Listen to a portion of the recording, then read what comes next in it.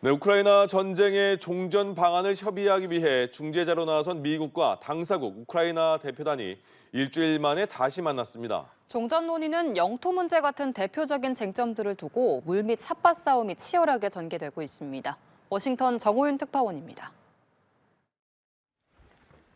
종전 문제를 논의하기 위해 스위스 제네바에서 마주했던 미국과 우크라이나 대표단이 일주일 만에 미국 플로리다에서 다시 만났습니다. 지난 만남을 통해 러시아에 유리하게 설정됐던 기존 종전안에 어느 정도 균형을 맞춘 만큼 양측의 협의는 순조롭게 진행된 것으로 전해졌습니다. 루비오 국무장관이 이끄는 미국 대표단은 기존과 다름없었습니다. 생산적인 만남이었다고 평가하면서도 아직 할 일이 많다며 신중한 태도를 보였습니다. Never have another war again and create tremendous prosperity for its people. Not just rebuild the country, but to enter an era of extraordinary economic progress. 우크라이나는 비리 의혹으로 사임한 비서실장 대신 국방장관을 지냈고 과거 러시아와의 협상 경험도 풍부한 인물을 대표단의 새 얼굴로 세웠습니다. We are discussing about the future of Ukraine, about the security of Ukraine, about no repetition of aggression of Ukraine. 양측은 지난 만남에서 우크라이나의 입장을 반영해 종전안을 상당 부분 수정했습니다. 하지만 갈 길이 멀다는 루비오 장관의 말처럼 최종안을 확정짓기 위해 당사국 러시아와 우크라 간의 접점을 찾는 일은 험난해 보입니다. 영토 문제와 안전 보장을 위한 세부안을 조율하는 것이 쟁점인데 미국과 우크라가 만든 수정안을 러시아가 수용할지도 관건입니다. 최근 러시아와의 통화 유출로 곤경에 처했던 트럼프 대통령의 특사 위트코프는 조만간 수정안 종전안을 들고 푸틴 대통령과 만날 예정인데 러시아와 우크라이나는 종전 협상에 임하는 동시에 서로에 대한 공세 수위도 높이고 있습니다. 워싱턴에서 연합뉴스TV 정호윤입니다. 미국이 지난주에 공개한 28개 조항의 우크라이나 종전안은 러시아 측의 초안을 토대로 만들어진 것이었다고 로이터 통신이 현지 시간 26일 보도했습니다. 로이터는 익명 취재원 3명을 인용해 러시아 측 요구사항을 담은 이 초안을 비공식 서한 형태로 10월 중순에 미 정부 고위 관계자들과 공유했다고 설명했습니다. 앞서 블룸버그 통신이 공개한 스티브 위트코프 미 중동 특사와 러시아 당국자의 통화 녹취록에도 20개조 계획이 언급된 바 있습니다. 로이터는 이 20개조 계획과 러시아 초안이 트럼프 행정부 고위 관계자들의 검토를 거쳐 28개조 평화안으로 완성된 것으로 보인다고 전했습니다. 네, 우크라이나 종전 협상을 주도해온 트럼프 행정부 고위 인사가 러시아와 은밀히 소통한 사실이 알려져서 파장이 일고 있습니다. 이번 주 안에 종전 문제를 매듭 짓겠다던 트럼프 대통령의 구상도 차질을 빚게 됐습니다. 강은나래 기자입니다. 올해에만 최소 5차례 푸틴 러시아 대통령과 만나 트럼프의 의중을 전달할 정도로 위트코프 특사는 사실상 우크라이나 전쟁 종전 협상의 조타수였습니다. I just don't see that he wants to take all of Europe. This is a much different situation than it was in World War II. I feel that he wants peace. 종전 합의가 임박했다는 트럼프 대통령의 평가가 나온 지 하루 만에 위트코프와 러시아 고위 인사 간의 부적절한 소통이 도마에 올랐습니다. 로이터 통신은 지난달 14일 위트코프 특사가 푸틴 대통령의 외교 책사 유리 우샤코프 크렘린궁 보좌관과 통화하며 휴전 협상 과정에서 러시아의 입장에만 적극 동조했다고 보도했습니다.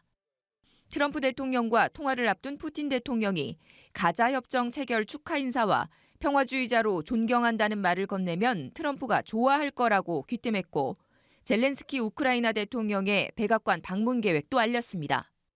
실제로 푸틴은 이틀 뒤 트럼프와 통화하면서 위트코프의 조언대로 대화를 시작했습니다.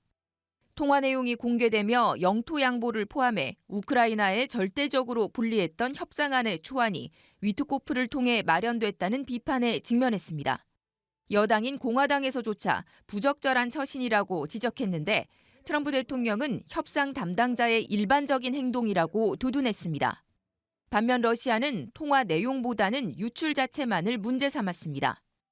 우크라이나는 자신들과는 무관하며 미국이 제안한 평화안을 유럽과 논의 중이라고 선을 그었고 유럽은 우크라이나에 대한 전폭 지원 의사를 재확인했습니다.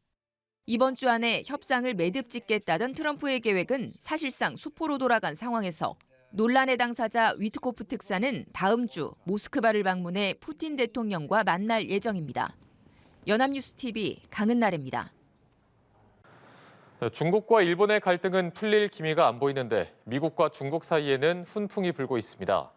내년 셔틀 외교까지 확정했는데 트럼프 대통령의 입에서는 요즘 미중 양강 체제를 뜻하는 G2라는 말도 자주 나옵니다. 강은나래 기자입니다.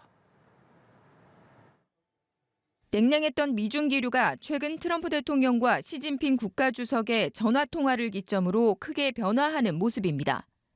내년 정상 간 셔틀 외교가 공식화됐고 미국산 대두 수출도 8개월 만에 재개 수순입니다. 트럼프 대통령은 중국과의 관계가 강력하다며 이제 큰 그림에 집중할 수 있게 됐다고 밝혔습니다.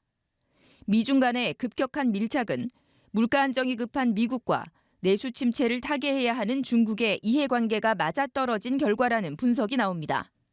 이런 분위기가 가장 당혹스러운 건 중국과 나를 세우고 있는 미국의 핵심 동맹 일본입니다. 미국 측은 언급을 피했지만 중국 관영 매체는 미중 통화에서 트럼프 대통령이 대만 문제가 중국에 얼마나 중요한지 이해한다고 말했다고 강조했습니다. 미일 통화에선 트럼프 대통령이 다카이치 총리에게 대만 문제로 중국을 자극하지 말라는 취지로 말했다는 외신 보도도 나왔습니다. 일본 정부는 진화에 나섰지만 불편한 기색이 역력합니다. 台湾の主権に関する問題で中国政府を挑発しないよう助言との記述がありますが、そのような事実はない点は明確にしておきます。 트럼프 대통령이 최근 미중을 G2로 일컫는 것을 두고 중국의 지역 패권을 사실상 인정하는 것이란 해석도 나옵니다.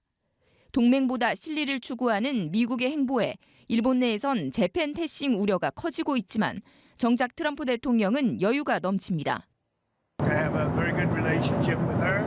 I also had a very good talk with President Xi of China, and I think that part of the world is doing fine. 트럼프 대통령이 언급한 큰 그림이 미중 관세 휴전을 넘어 경제는 물론 대만, 핵 문제 등 민감한 사안까지 포함한 빅딜을 시사한다면 동북아의 안보 지형은 크게 요동칠 걸로 보입니다. 연합뉴스TV 강은나래입니다. 네, 도널드 트럼프 미국 대통령이 다카이치 사나이의 일본 총리에게 대만 문제로 중국을 자극하지 말라는 입장을 전달한 걸로 알려졌습니다. 미 일간 월스트리트 저널은 현지 시간 26일 미국과 일본 정부 관계자를 인용해 트럼프 대통령이 전날 다카이치 총리와의 전화 통화에서 대만 관련 발언의 강도를 낮출 필요가 있다고 언급했다고 보도했습니다. 다카이치 총리는 지난 7일 국회 답변 과정에서 대만 유사시 일본이 집단 자위권을 행사할 수 있다고 시사했고 이에 중국이 반발했습니다. 다만 관계자들은 트럼프 대통령의 발언은 일종의 조언 수준이었으며 발언 철회를 압박한 것은 아니라고 전했습니다.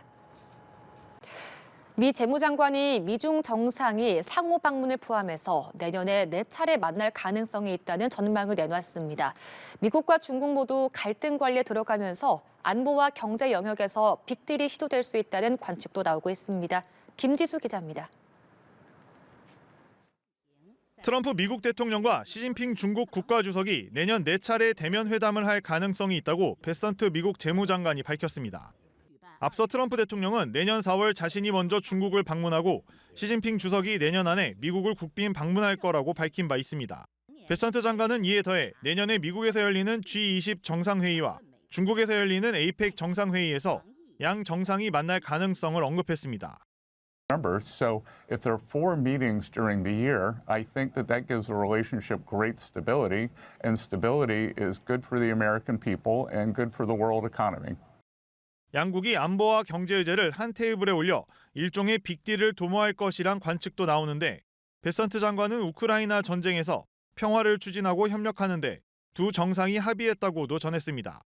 다만 베선트 장관은 미국과 중국은 항상 경쟁자가 될 것이라며 그건 자연스러운 일이라고 말했습니다. 두 나라가 필요에 의해 전략적 협력을 하더라도 구조적으로 경쟁할 수밖에 없는 관계란 인식으로 풀이됩니다. We're always going to be rivals. That's natural. But are there things we can do together? Yes. We have the relationship in a good place. 베선트 장관은 또 미국의 대만에 대한 입장은 변함이 없다고 밝혔습니다. 앞서 중국 외교부는 트럼프 대통령과 시진핑 주석의 통화가 미국의 요청에 의해 이루어진 것으로 알고 있다면서 중미 정상은 상시로 교류하고 있다고 밝혔습니다. 연합뉴스TV 김지수입니다.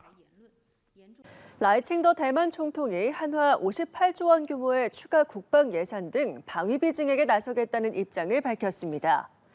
라이칭더 총통은 현지 시간 25일 공개된 워싱턴 포스트 기고문에서 중국의 전례 없는 군사력 증강은 영내 평화의 취약성을 부각했다고 강조했습니다. 그러면서 국방 지출을 2030년까지 5%로 끌어올릴 것을 약속한다며 이는 대만 현대사 최대 규모의 지속적인 군사 투자라고 했습니다. 또 노력의 일환으로 400억 달러, 약 58조 4천억 규모의 특별 국방 예산안을 제출할 것이라고 설명했습니다. 해당 패키지는 미국산 신규 무기 구매 등을 지원하는 것으로 알려졌습니다. 시진핑 중국 국가주석이 도널드 트럼프 미국 대통령에게 대만의 중국 복귀를 언급하자 대만 측은 대만은 완전한 주권 독립 국가고 중국으로의 복귀는 선택 항목이 아니다라고 강조했습니다. 저릉타이 행정원장은 25일 세계가 함께 현상 유지를 주시하고 있고 중국은 어떤 방식으로도 이런 현상을 파기할 수 없다고 말했습니다. 앞서 시 주석은 트럼프 대통령에게 대만이 중국으로 복귀하는 건 전후 국제 질서의 중요한 구성 부분이라고 말했습니다. 중국은 1943년 카이로 선언과 1945년 포츠담 선언 등이 대만에 대한 자국의 주권을 확인하는 근거라고 주장하고 있습니다. 네, 시진핑 중국 국가주석은 트럼프 미국 대통령과의 통화에서 대만 문제를 직접 거론했습니다. 미국의 전략적 모호성을 확인해 일본의 개입 가능성을 차단하려는 의도가 깔렸다는 분석이 나옵니다. 베이징에서 배삼진 특파원입니다. 시진핑 중국 국가주석은 부산 정상회의 이후 한 달 만에 도널드 트럼프 미국 대통령과의 통화에서 대만 문제를 직접 꺼냈습니다. 시 주석은 대만의 중국 복귀는 전후 국제 질서의 핵심이라고 강조했고 트럼프 대통령은 대만 문제의 중요성을 이해한다고 답한 것으로 전해졌습니다. 홍콩 사우스차이나 모닝포스트는 중국이 트럼프 대통령의 입장을 탐색하는 동시에 일본을 외교적으로 고립시키려는 계산이라고 분석했습니다. 다카이치 총리의 대만 유사시 개입 발언으로 중일 갈등이 고조된 상황에서 트럼프의 모호한 태도가 일본에 대한 압박 카드가 될 수 있다는 겁니다. 중국은 일본의 대만 개입 움직임을 견제하면서 국제사회에서 대만 문제에 대한 자국의 위치를 강화하려는 모습입니다. 일각에서는 중국이 2차 대전 승전국 대 패전국 구도를 다시 부각하며 일본의 발언권을 낮추려는 전략이라고 보고 있습니다. 대만 문제를 전후 처리의 연장선으로 규정해 일본의 군사적 개입 명분을 약화시키려는 의도입니다. 중국이 트럼프의 거래적 성향을 활용해 대만 문제를 미중 무역 협상과 연계하려 할 수 있다는 전망도 나옵니다. 所以这次的通话既是在一个敏感的时间节点上，当中日关系出现波动，有可能会影响中美关系的时候，那么中美要保持沟通，防止误判。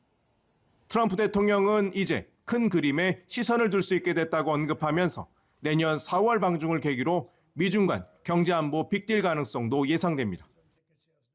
시진핑 주석이 트럼프 대통령에게 먼저 통화를 제안한 건 이례적이란 평가인데 대만 문제를 활용해 미일 공조에 전략적 균열을 내려는 계산도 깔렸다는 분석입니다. 베이징에서 연합뉴스TV 배삼진입니다.